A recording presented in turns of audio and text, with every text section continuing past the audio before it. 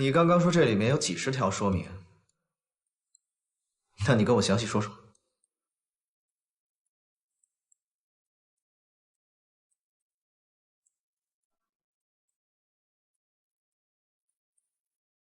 这个是财务部的，这笔费用我们现在看不到。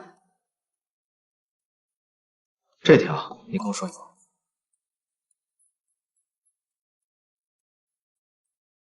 明白了。这个是什么？这一部分，税的费用。对对对，是的。然后还有这一部分，您看一下，这个也是您签过字的。好，明白了。哎，顾总还有？不用了，有问题我会找你的。你先出去吧。好的，顾总再见。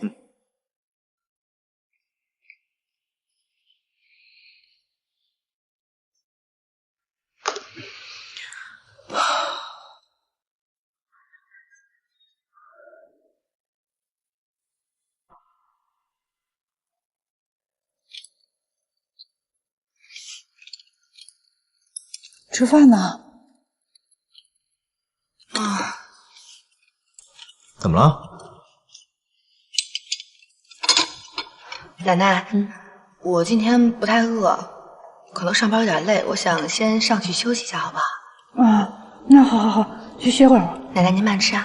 哎，好。真不吃了？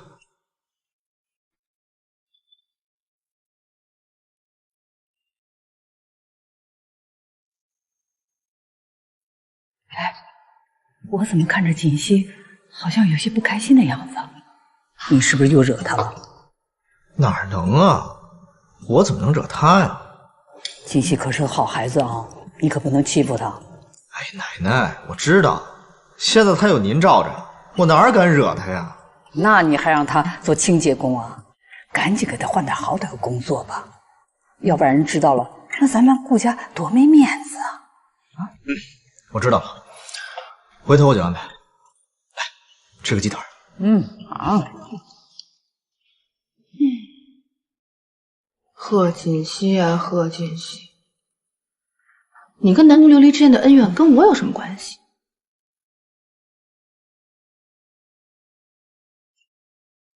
怎么才能让顾西城离那个南宫琉璃远一点呢？啊，烦死了！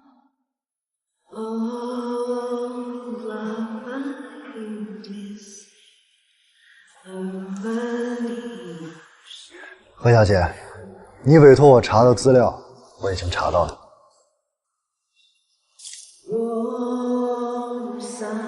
你放心，只要资料属实，全力去倒查。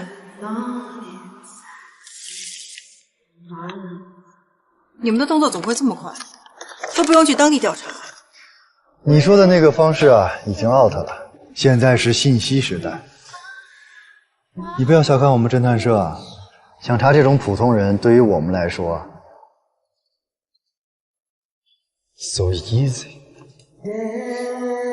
这位小姐从小到大的简历基本上都在这儿了。根据网上的痕迹显示，她曾经有一位相爱多年的男朋友，两个人似乎是从高中时期就已经在一起了，经常喜欢秀恩爱。不过她为了参加神龙集团顾家继承人的选妻大赛，倒是付出了很多。你看你手上那个资料，翻，停，就那一张。根据上面的资料显示，她曾经做过流产手术，回来以后没几天就和她的男朋友分手了。现在的女人呢，真的是虚荣，为了钱可以放弃多年相爱的男朋友，甚至连孩子都可以不要。南宫琉璃，想不到你还有这样的秘密。如果我让郭继晨知道你的真面目，我都要看看你还有什么脸跟我抢。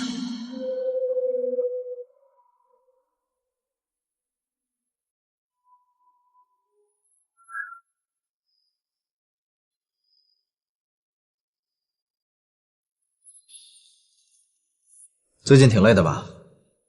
要实在受不了的话，我提升你做我身边的助理吧。顾少爷身边的助理已经不少了，不是刚刚也提起来一个南宫琉璃吗？哪还有我的位置？你跟他们不一样，只要你想，位置永远有。我才不去！看见那个南宫琉璃就不高兴，伪白脸。哎，你可别乱说啊！这个南宫琉璃啊，工作挺认真的，而且能力也很强。顾西城，你是不是忘记你答应过我要离那个南宫琉璃远一点了？我先声明啊，我跟他之间只有上下级的关系，其他什么都没有。停车！干嘛呀？还有一段才到呢。要是让他们看见我跟你在一起，真解释不清了。你还是让我过几天校内日子吧。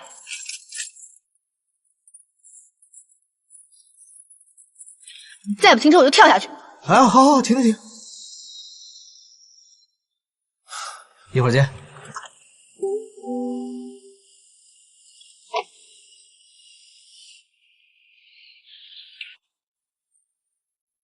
常副总，你来啦！常副总，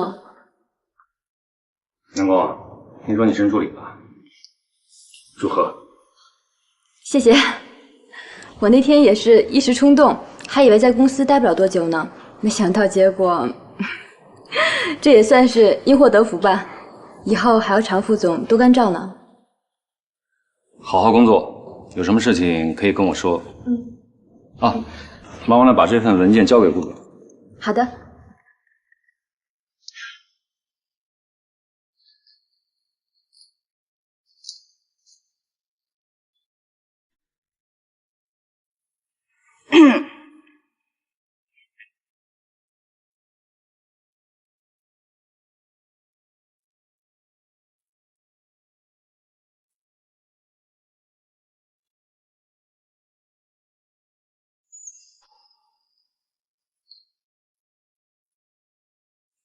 是苏小姐吗？你是？什么也甭问我，我什么都不知道。是一位姓贺的小姐让我交给你的。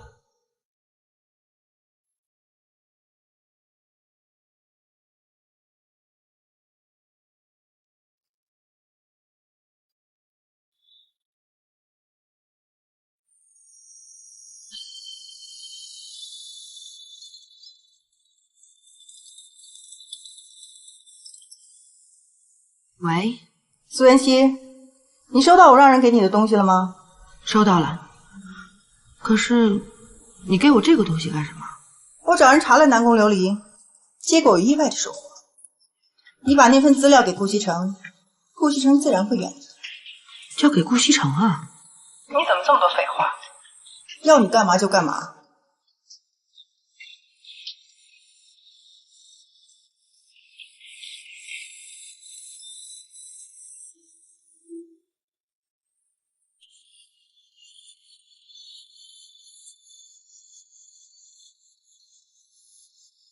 傅博雅，老虎克兰，你他妈的是谁？那他叫什么名字？别跑！傅博雅走，踢球去。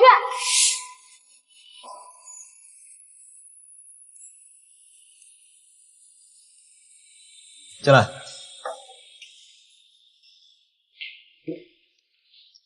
顾总，集团旗下的地产公司受政策影响，资金无法回笼。我根据市场反应做了一个方案，您看一下。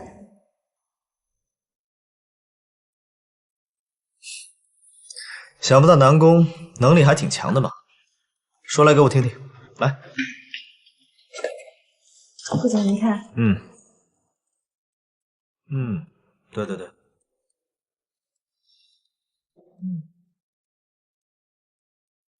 9到11月，随着园林和景观的建成及现场形象的改观，我想一定会有新的影响。什么？哦，我说你的报告做的挺合我意的，不错，我自己看一看。你先忙去吧。好的，顾总，那您看，我先去忙了。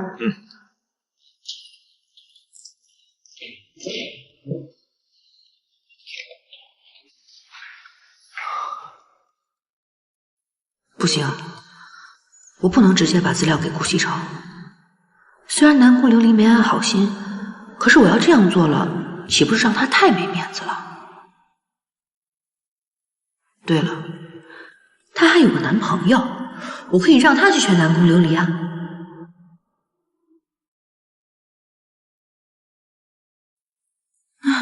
搞不懂这个人有什么好的，一个两个的全都想缠着他不放。不好意思啊，我迟到了啊。哟，你还知道来啊？哎，有个女的喝酒非要给我较劲，费了点时间。哎，顾少，小嫂子呢？约人逛街去了。真的是逛街吗？会不会有没有可能是去偷男人了？偷你妹！作为男人，我还是很有自信的。你说哪个男人会比我有钱，比我帅？这倒是真的，只要他不傻，他就不会放弃你这条大鱼去捡小虾米。婵婵，你发现没有？现在的情况发生了一点微妙的变化。现在不是小嫂子缠着他啦，是他对小嫂子动真情喽。是这种情况吗？哦，说来我听听。我跟你讲，不说话没人把你当哑巴。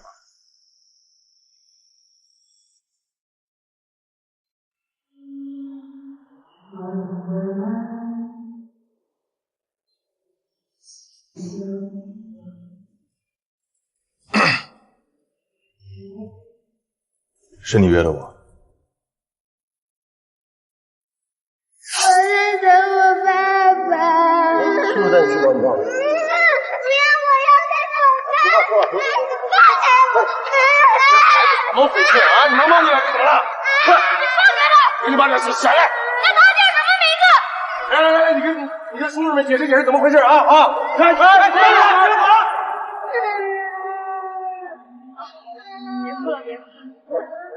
谢谢哥哥。不要走，踢球去。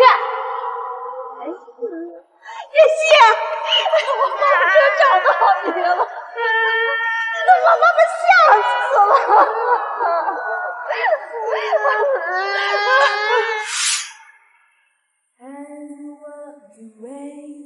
对，你好，傅先生。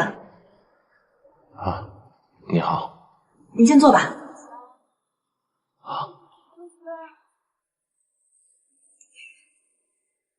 哦，你是？哦，我想请您先看一下这个。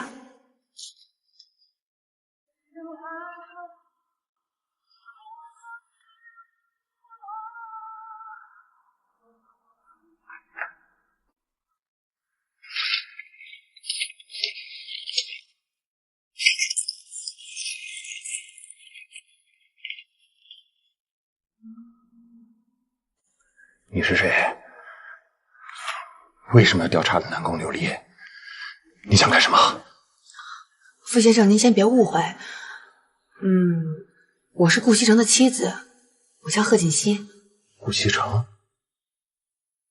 神龙集团那个顾西城？你是他妻子？你想干什么？我知道南宫琉璃是你前女友，我相信你们之间还是有感情的。你能不能替我劝一劝他，请他不要再纠缠顾西城了，可以吗？你找错人了，我们已经分手了。那你也不能看着他误入歧途啊！他这么做是在破坏别人的家庭，是错误的，他不会有好结果的。你根本就不了解他。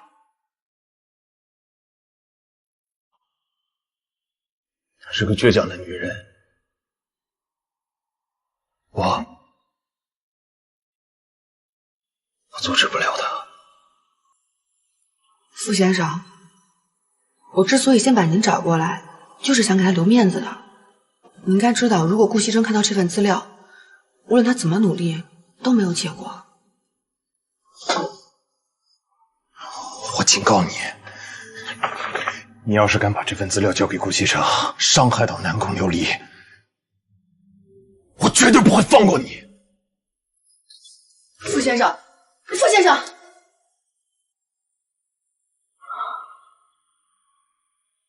我的天哪！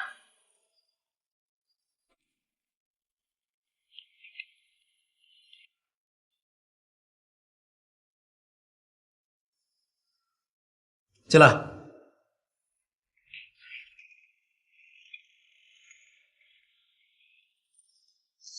顾总，这段时间谢谢您的照顾和帮助。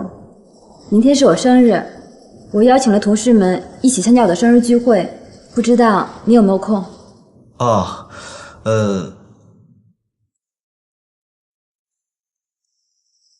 好啊。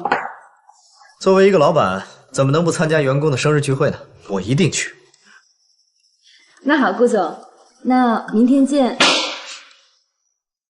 哎呀，对不起，对不起，总裁，都是我不好，我干活太不小心了，对不起，对不起，打扰了。那明天见，不要迟到哦。明天见。那我先出去了。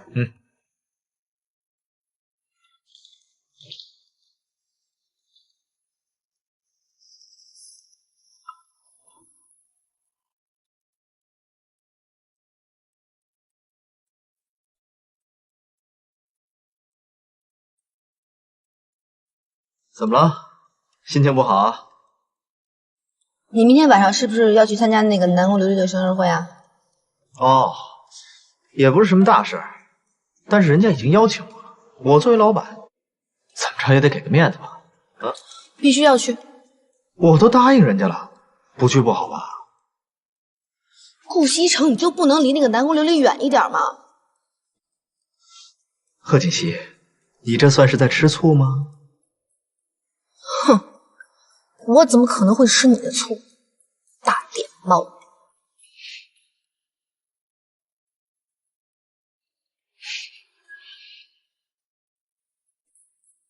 西城啊，我怎么看着锦溪这些天好像有什么心事啊？你是不是关心她一下？奶奶，放心吧，没什么心事，过2天就好了。过2天就好了？你们俩是不是有什么事儿瞒着奶奶呀？嗨，我们俩之间能有什么事儿？就算有什么事儿，也是我们夫妻之间的小情趣，您就别管了。小情趣，哼，你浪漫的很呢你。奶奶，您就放心吧，过2天之后就什么事儿都没了，说不定我们之间的感情呢，还会有一个质的飞跃。你们年轻人的事儿啊，奶奶就不管了。不过做什么啊，都得有个度啊，过了这个度啊，那就不好了，知道吗？知道了。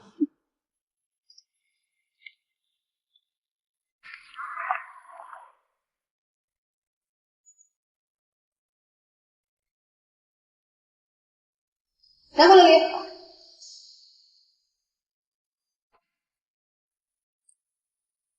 什么事儿啊？顾西城现在已经是有妇之夫了，你不要太过分。你这么做是在破坏别人的感情，有点道德好不好？破坏别人感情？破坏谁的感情啊？你们俩呀？你们俩有感情吗？贺锦熙，你心里最明白你是怎么得到今天的位置，还不就是因为你跟那条狗是一伙的呀？哎，你回家是不是天天把那条狗供起来呀？你说话注意点，你这么做不会好结果的，你一定会后悔的。我会不会后悔，你说的可不算。只要顾西城愿意，你贺锦熙又算什么呀？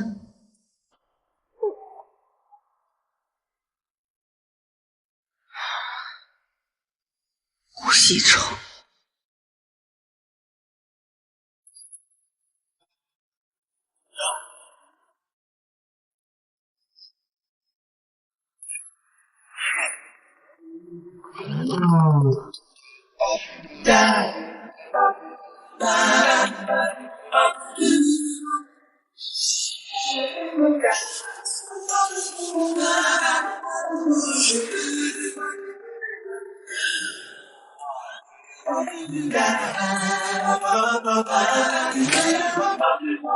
来啦，顾总，你来啦。南宫，请进。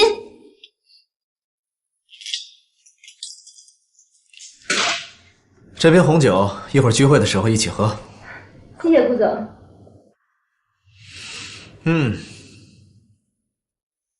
不错啊，虽然小了一点儿，但是很温馨，看得出花心思布置了。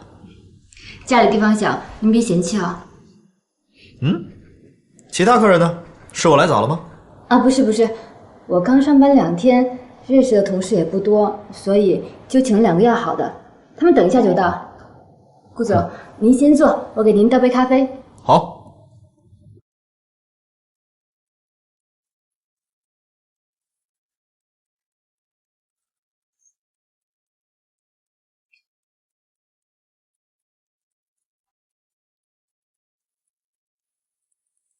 喂？啊？忽然间加班？那好吧，那行，你快点啊，等你。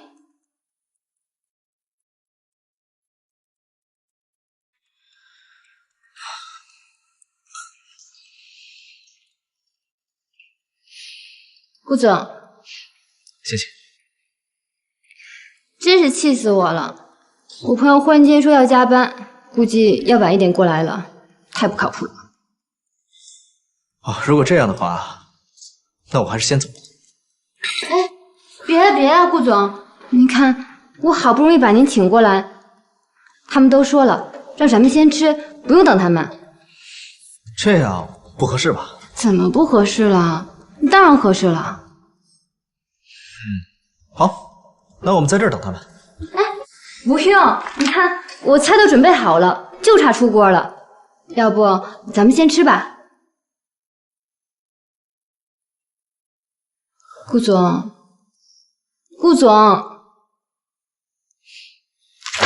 好，恭敬不如从命。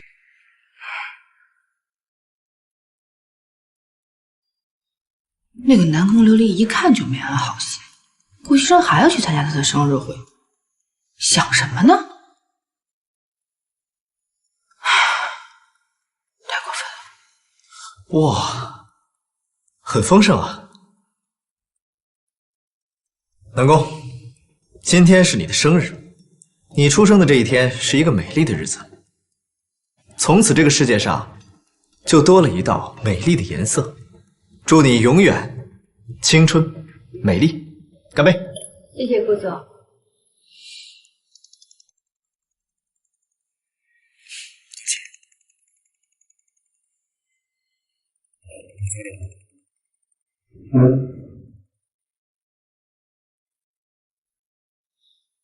喂，怎么了？对啊，很快就回来了。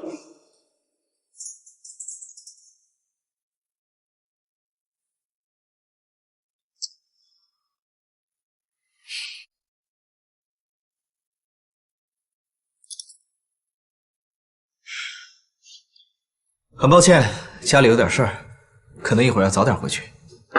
啊，这菜都做好了，这些可都是我亲手做的。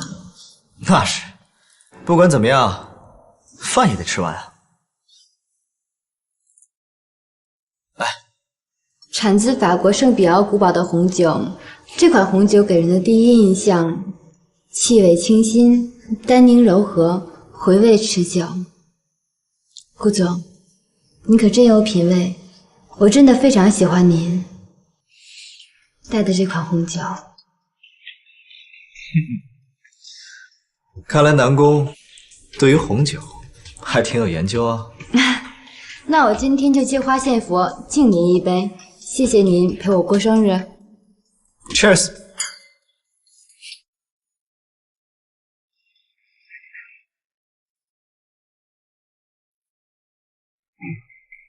哈，可能是你朋友来了，开门吧。啊，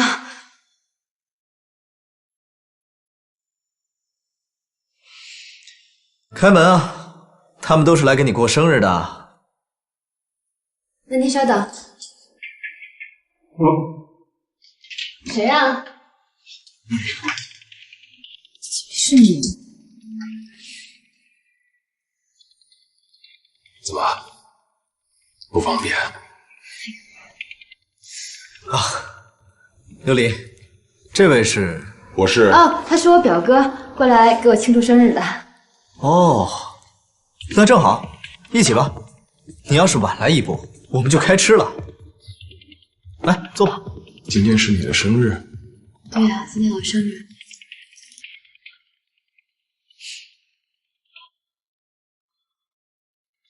好，既然是你生日，那我祝你生日快乐。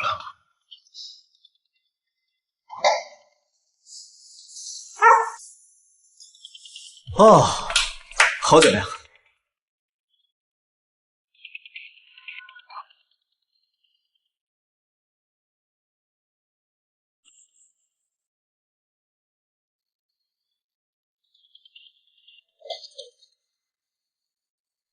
说好的马上回家，骗子！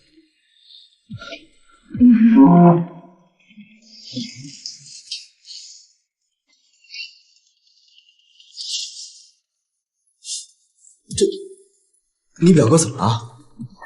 不好意思啊，让您见笑了。我表哥他脑子不好，而且不顺酒力，一杯就倒。你看，就又喝了一杯。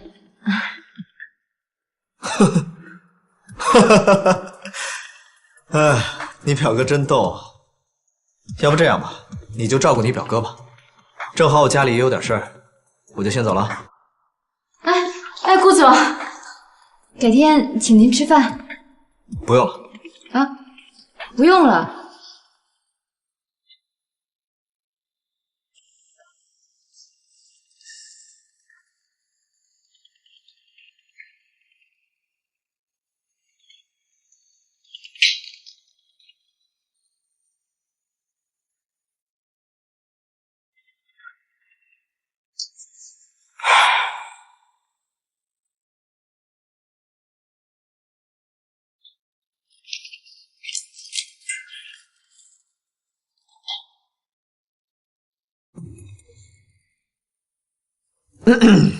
咳什么咳呀？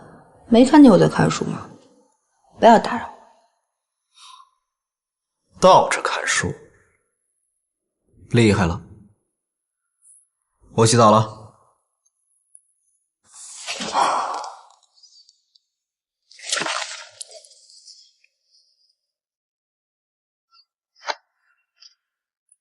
回家洗澡，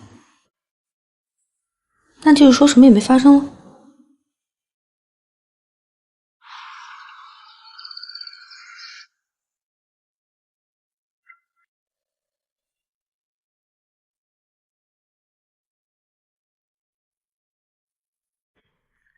醒啦，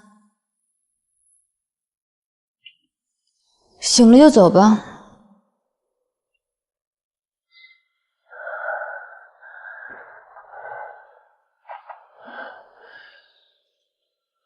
琉璃，昨天顾西城的酒里边，你是不是下药了？我下药了。你想怎么样？告诉他啊。嫁个有钱人，对你就这么重要吗？顾西城他不是一般的有钱人。你知道我嫁给他那意味着什么吗？我可以想干什么干什么，不用为每天的生活发愁，我可以去实现我自己的梦想。傅博雅，你为什么要阻止我？琉璃，你现在怎么变成这样？为了能实现你的梦想，你可以放弃我们这么多年的感情，可以不择手段的去勾引顾西城，甚至为了他，可以打掉我们的孩子。别跟我提孩子。琉璃，你知道你在干什么吗？你了解他们吗？你知道他们是什么人吗？你这是在玩火，你知不知道？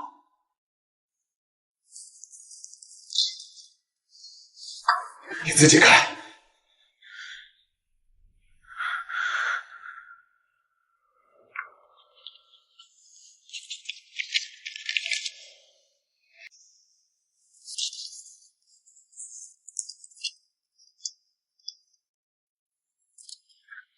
谁干的？是不是贺锦熙？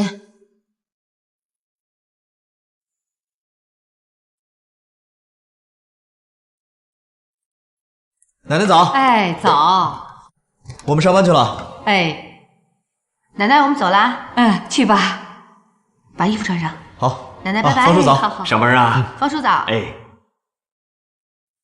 何夫人，这回你可以放心了吧？哎，放心了，只要他们2个人啊，能这么一直好下去。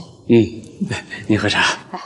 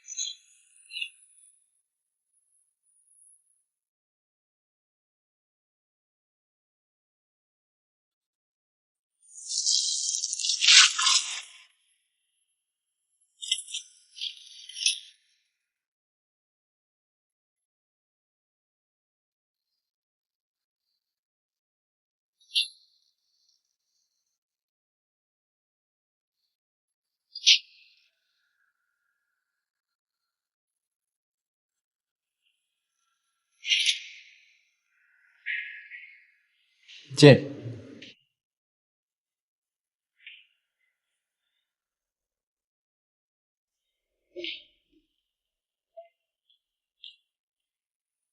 顾总，这是常副总让我给您的报告。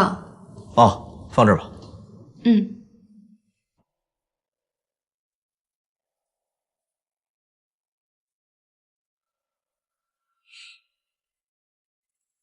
还有事吗？啊，没事，就是那天我表哥挺失态的，不好意思啊。没事。那行，顾总，那我先出去，您有事叫我。去吧。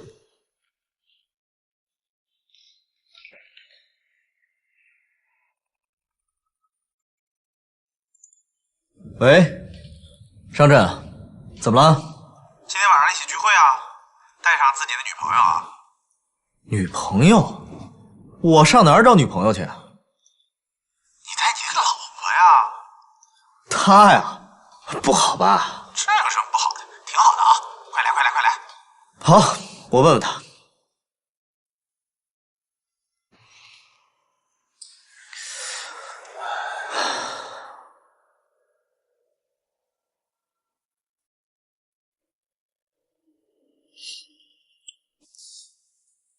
不接电话，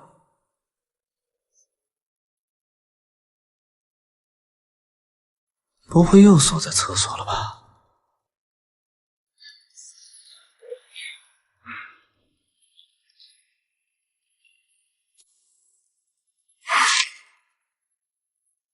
锦溪，锦溪，锦溪，锦溪，锦溪，锦溪，你没事吧？快叫救护车！快！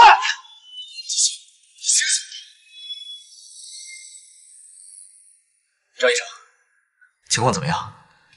顾少，请放心，病人没事的。没事，没事，为什么到现在还没有醒过来？病人脑部受过撞击，受了伤，有轻微的脑震荡，所以有昏睡的情况发生。不过阵子他自然会醒来，顾少不要担心，他脚踝上的伤自然会痊愈的，休息几天就好。脑震荡需不需要什么特效药？哦，它只是轻微的，不会影响大脑的功能。行，谢谢您，张医生。您不要客气，我们是应该做的。那我就出去了。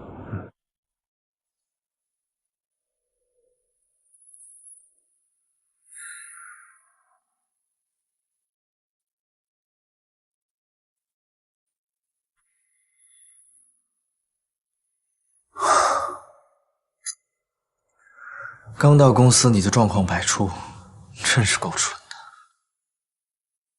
我已经派人把少爷和少夫人接回来了，少夫人的身体没有大碍。哦，对了，沈医生说，最近这段时间他会每天来给少夫人做检查。他说少夫人恢复得很好。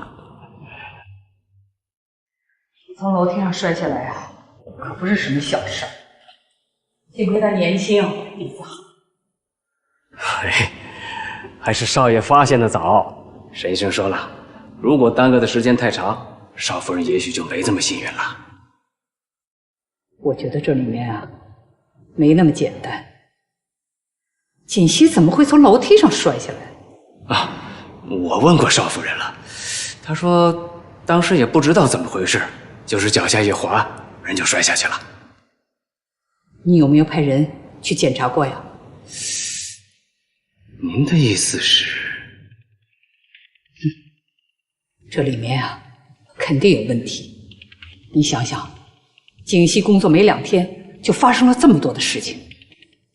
我觉得这背后啊，应该有人是针对锦溪去的。有这样的事儿？你让人去调查一下，看看锦溪啊，到底是因为什么原因受的伤。是。还有，这事儿啊，先不要告诉西城，暗中调查就行了。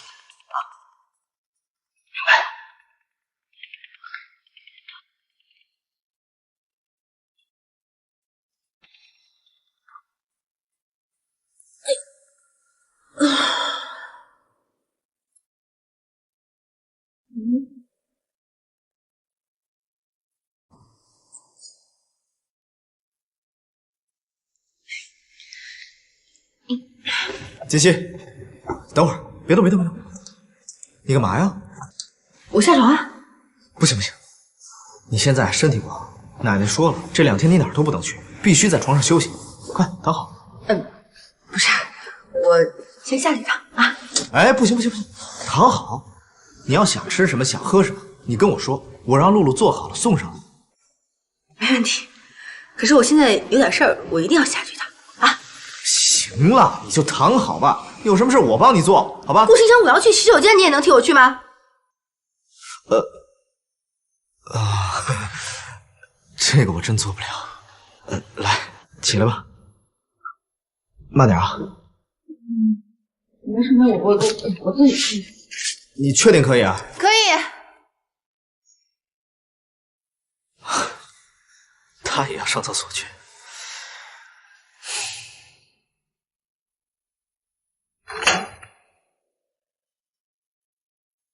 竟然找人调查我，这个丑八怪死女人！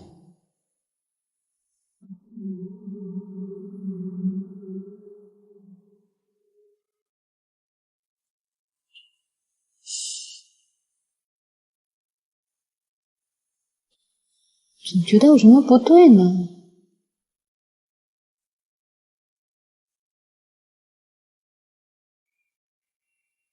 你能找人调查我，我就不信你没有什么见不得人的。我腿受伤了，顾先生也没有去公司。我知道应该怎么做，不用你告诉我。妈妈现在怎么样？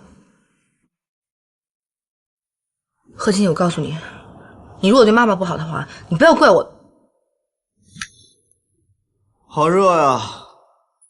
你怎么不穿衣服啊？谁洗澡会穿衣服啊？你去赶紧找衣服穿上。流氓行为！你说谁是流氓？说的就是你，臭流氓！贺锦溪，我告诉你啊，以前我就是太惯着你，今天我让你知道什么是流氓。本少爷给你看样好东西。耶！我穿着裤子呢。真无聊。你说谁无聊？说的就是你无聊。哦，是吗？那本少爷跟你好好聊聊好不好？我来啦！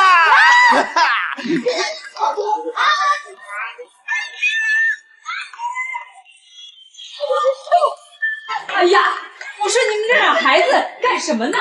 终于搞这么大！奶奶，我跟你说，这个是小野。好了，不用解释了。奶奶是过来人，你们是新婚，奶奶理解。不是，奶奶，我跟你说，不是你想象中那个样子，不是奶奶。以后啊，动静别搞这么大啊，这么多的人，你无所顾忌呢。好，我知道了，奶奶。好了好了，快回去回去。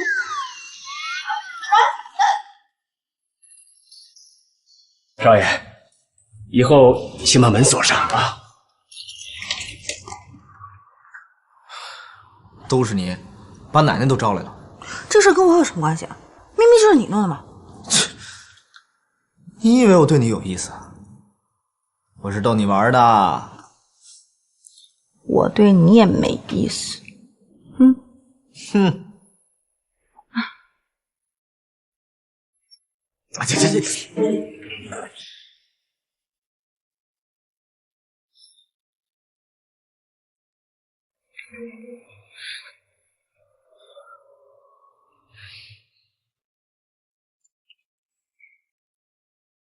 老夫人，这是什么呀？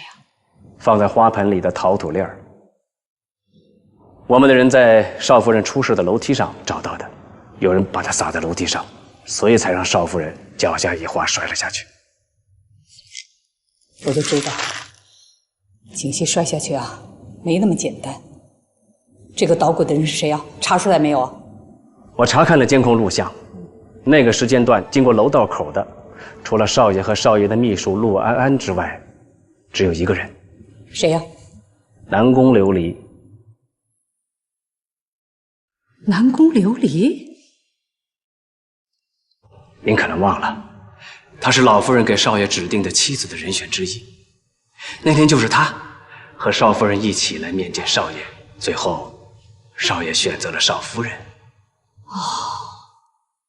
这么说，这个女人有很大的嫌疑了。是，因为少夫人在公司没有仇家，其他的人没有动机，只有这个南宫琉璃。哼，南宫琉璃胆子也真够大的，居然敢动我们顾家的人。少夫人，事情的经过就是这样。原来都是他搞的鬼啊！是啊，这次啊，奶奶帮你出气。我准备以故意伤害的罪名起诉他，你觉得怎么样？如果起诉他，一定会伤害到傅博雅吧？我不能这么做，我得阻止奶奶。奶奶，我觉得这个南宫琉璃啊，他一定是因为太嫉妒我了，才会一时冲动做出这样的举动来的。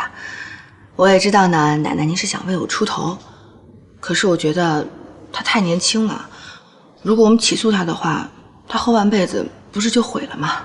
那照你的意思，那就是放过他了。景熙啊，你也太心慈手软了吧？也没有心慈手软，我就是觉得人非圣贤，孰能无过呢？我想再给他一次机会。给他一次机会？我们顾家什么时候吃过这么大的亏呀？这个南宫琉璃真不知道天高地厚的，就应该好好教训他。奶奶，这次的事儿，您能不能让我自己处理啊？既然他是冲着西城来的，只要让他离开西城身边就好了，我就不想再追究这些事情了，好不好？奶奶，求求你了，你可是我们顾家的少夫人，性子可不能这么软弱。既然你求到我呀，那我就卖你个面子吧。不过你要去找那个南宫琉璃啊，还得我陪着你去，不然你自己去啊，肯定要吃亏的。奶奶最好了。这孩子，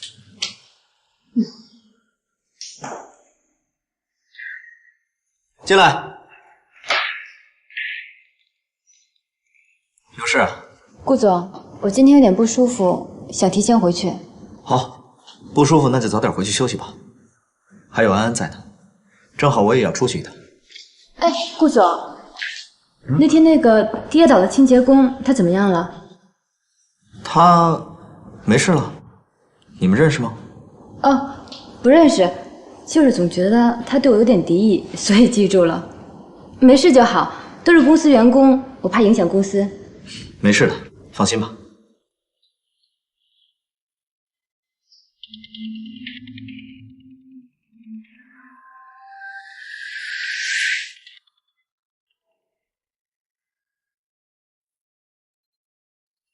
锦溪，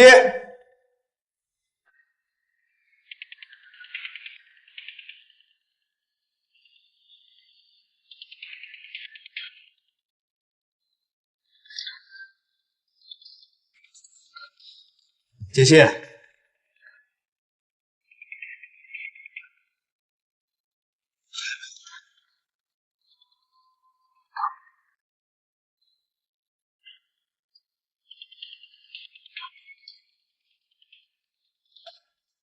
好，方叔，锦溪呢？啊，少夫人和老夫人一块儿出去了。一块儿出去？去哪儿了？少夫人说要找别人谈话，老夫人不放心，陪着一块儿去了。什么人让奶奶这么重视？南宫琉璃。南宫琉璃。少爷，顾老夫人，你怎么来了？请进。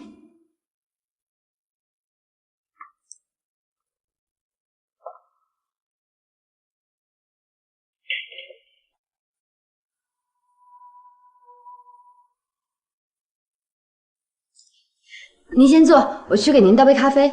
行了，不麻烦了。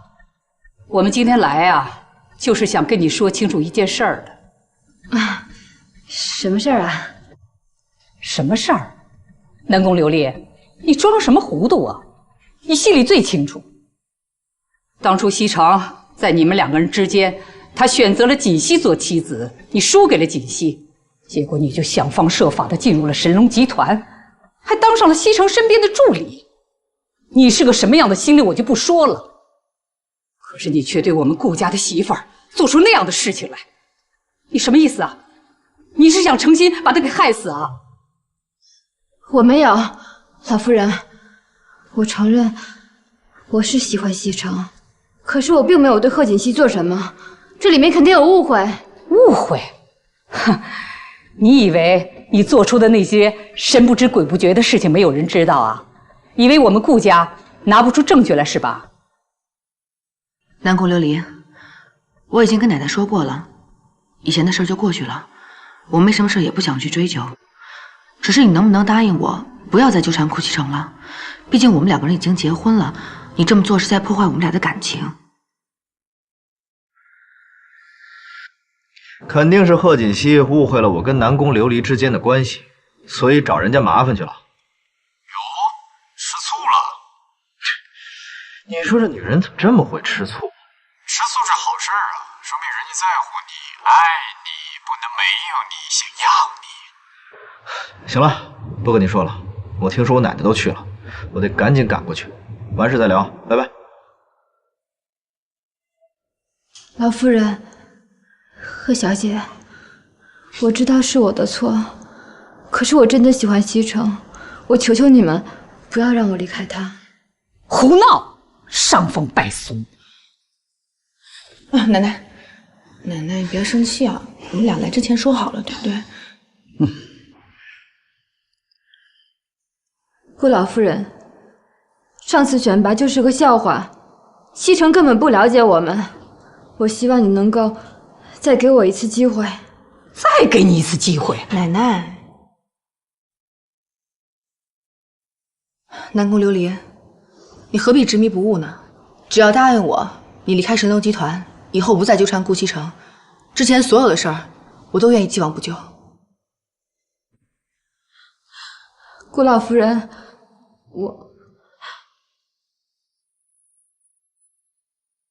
顾老夫人，我求求你不要让我离开西城，是我错了，我知道是我错了，可是我真的喜欢他，我求求你了，顾老夫人。你是个什么东西啊？你喜欢西城，西城就一定会喜欢你啊？我告诉你，这次要不是锦溪给你求情啊，你是个什么样的下场，你心里最清楚。顾老夫人，我求求你了，只要您给我一次机会，我一定证明我自己比他强。南宫琉璃，你人长得这么漂亮，又有能力，干嘛非要缠着顾西城不放呢？你这么做不会有好结果的。何小姐，我知道我错了，是我不好，对不起，请你不要让我离开西城，我求求你了，是我的错。南宫琉璃，你不要这样好不好？你不要这样，我求求你了，求求你！哎呀，对不起！哎，你干什么呀？你放开我！放开我！你放开我！你太过分了！住手！贺锦熙，你在干什么？西城，你怎么来了？奶奶，这里没有误会，您就别在这添乱了。我添什么乱呢？实话告诉你们吧，这件事是我故意的，跟南宫没有关系，你们都误会他了。还有你，你怎么能动手打人呢？这跟泼妇有什么区别？顾西城，你怎么不分青红皂白就骂人呢？我不分青红皂白，我只看到你在这欺负人，太让我失望了。走。顾西城，你根本都不知道发生了什么。奶奶，好了好了，这事儿啊，肯定是他误会了。走吧，咱们先回去，回家跟他解释清楚啊！走走走，别气别气，咱们先走。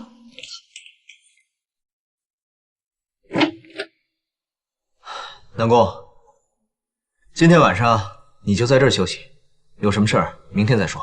谢谢顾总。对了，公司那个清洁工的身份你应该知道了吧？她是我的妻子贺锦熙，她今天来找你，可能是有些误会，不过你放心，回去我会跟她解释清楚。顾总，今天要不要留下来？顾总，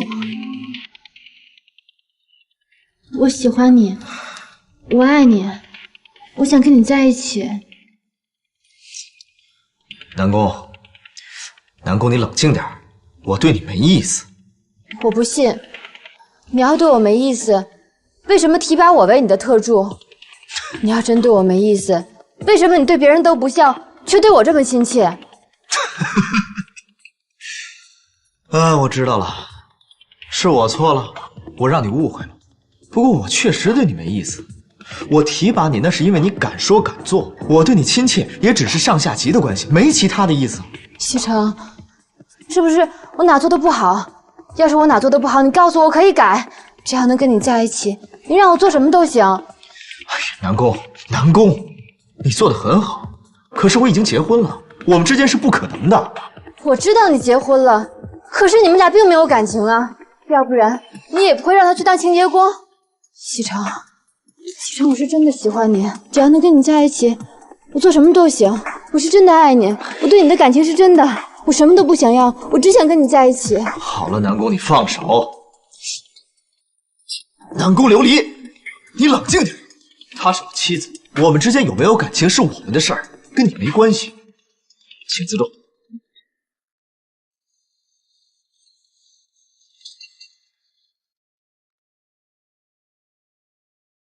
顾西城，看不出来你还真把婚姻当回事儿，我就不信拆不散你和贺锦熙那个贱人。怎么这么冲动啊？不分青红皂白的。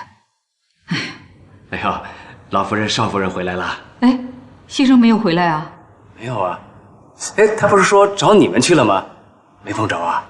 他呀，找到南宫琉璃家去了，结果他误会了锦溪，以为锦溪啊是去找南宫琉璃麻烦的。这孩子也不问问清楚，就带着那个女人跑了，电话也不接。奶奶，您别生气了啊，一会儿等西城回来，我跟他解释清楚就行了。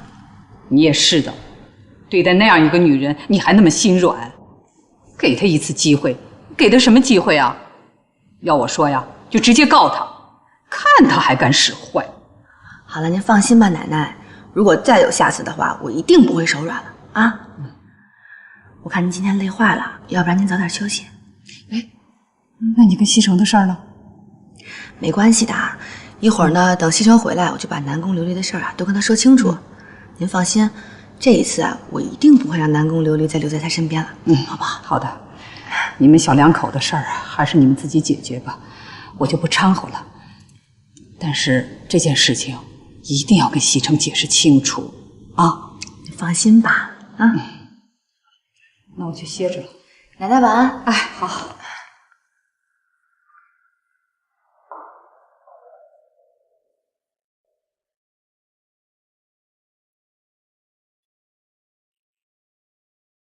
哎，司徒，你说这些女人是怎么想的？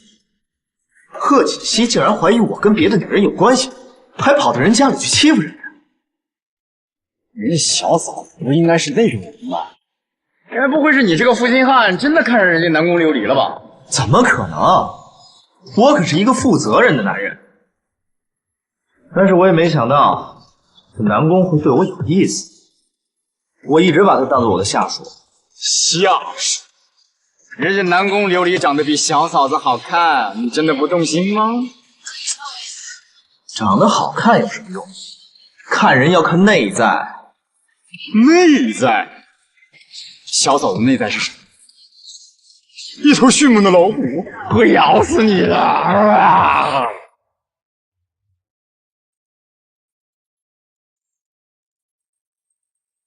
算你有良心。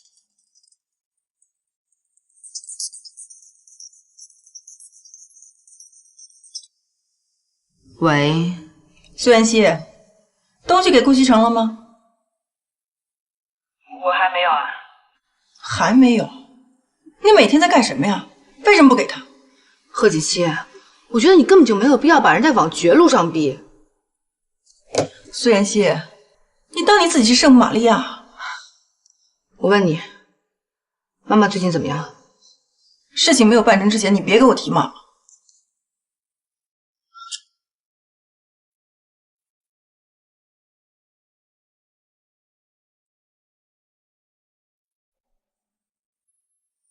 这件事也怪我，是我让他误会了，不能全怪他。可是你这一会儿怪他一会儿不怪他，你到底什么意思？虽然这件事是我让他误会，但是他也不能过分的去欺负人，所以我决定给他一个小小的惩罚，暂时不理他。哈哈哈哈哈！暂时不理他。瞧你那怂样，你不会是怕小嫂子秋后算账吧？我顾西城会怕谁呀？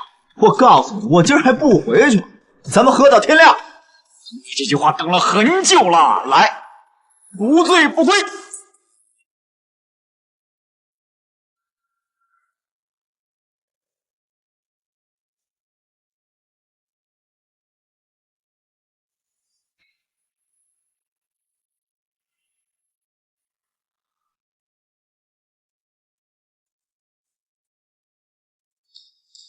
这是他的啊。方叔，呀，少夫人早。顾西城是不是昨天一晚上没回来？啊，是，少爷昨天没回来。方叔，那您忙吧。哎。少夫人，司徒少爷来了。呀，司徒少爷早。小嫂子，人家可想你了，你想。怎么了？心情不好啊？来找顾西城吧。来晚了，他一大早就走了。他一早就走了？嗯。那昨晚上我跟谁喝的酒啊？嫂子，我喝的有点断片儿，但是如果我没有记错的话，顾西城跟我喝了一晚上酒，喝的都吐了。你说的都是真的？千真万确，你不信是吧？我信了。本来他一夜未归，我担心了一晚上，但你这么说完之后，我踏实了。不是，嫂子，主要是他喝的太多，吐的太厉害了，浑身上下都脏了，让我回来帮他拿几件衣服。露露，你出来拿水。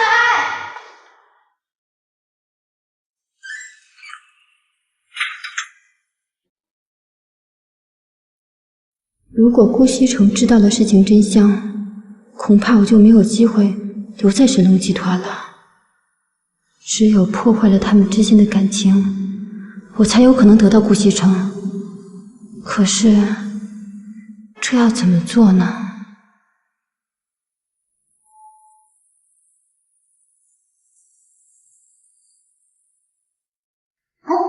你回来了，又没有时间，你小心谈点。我们之间没什么好谈的。不是，你就得让我跟你解释一下吧。别跟着我。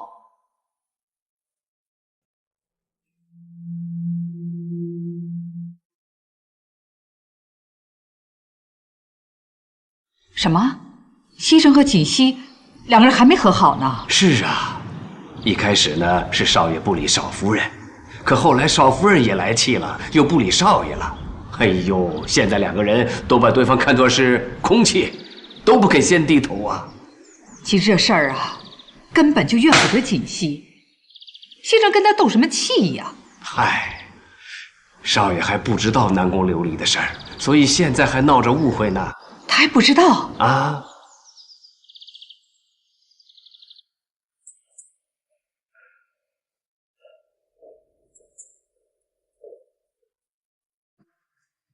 奶奶，你们两口子还在冷战呢？别提他了，一想到他不问青红皂白就到别人家里去大闹，我就来气。你误会锦溪了，事情啊不是你想象的那样。误会？我可是亲眼看到他动手打人。你听奶奶把话说完行吗？